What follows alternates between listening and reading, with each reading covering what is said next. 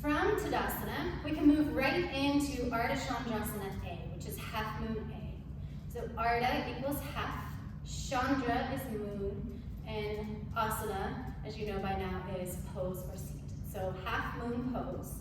So half moon pose A, or Ardha Chandrasana A, is a simple side bending pose. We're going to keep our body in the same general shape as Tadasana, so feet hip distance apart, or you could even have the toes touching with the outside edges of the feet parallel.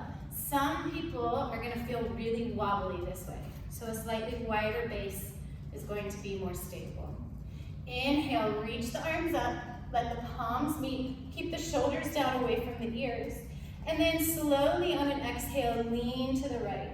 So keeping the side body long, both sides of the body. So it's easy to keep that top open side open. What we want to avoid is really crunching down on the bottom side. So pressing the floor away with the left foot as you reach the fingertips over towards the right. Inhale, come through center. Exhale to the left.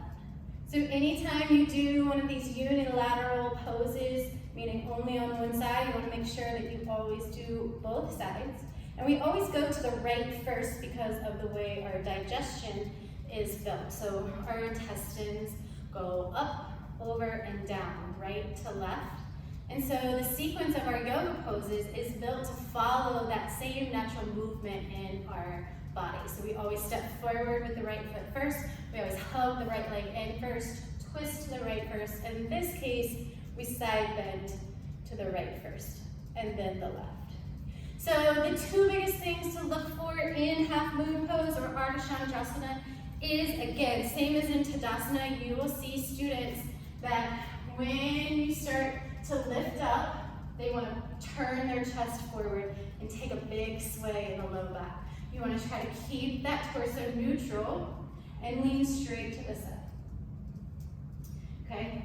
So then the second thing is shoulders up around the ears. So you'll say, lift your arms, let your palms be overhead, and suddenly they're choking themselves out with their upper arms.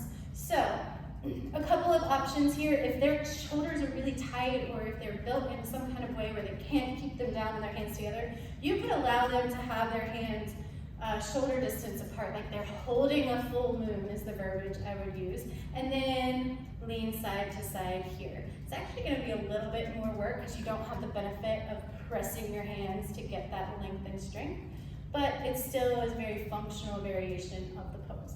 The other thing to watch is, let me put my ribs back, it's easy to pop them out. So the next thing to watch is when they lean to the side, a lot of your people are going to lean forward. You guys see how my top arm sort of came forward and down? You want to really keep the hips and shoulders in one straight line so that that left shoulder is stacked on top of the right. Now my right shoulder stays on top of the left. I'm not allowing it to move forward, but keeping it out. And again, you could do it with the hands wide as if they're holding a beach ball or a big full moon here.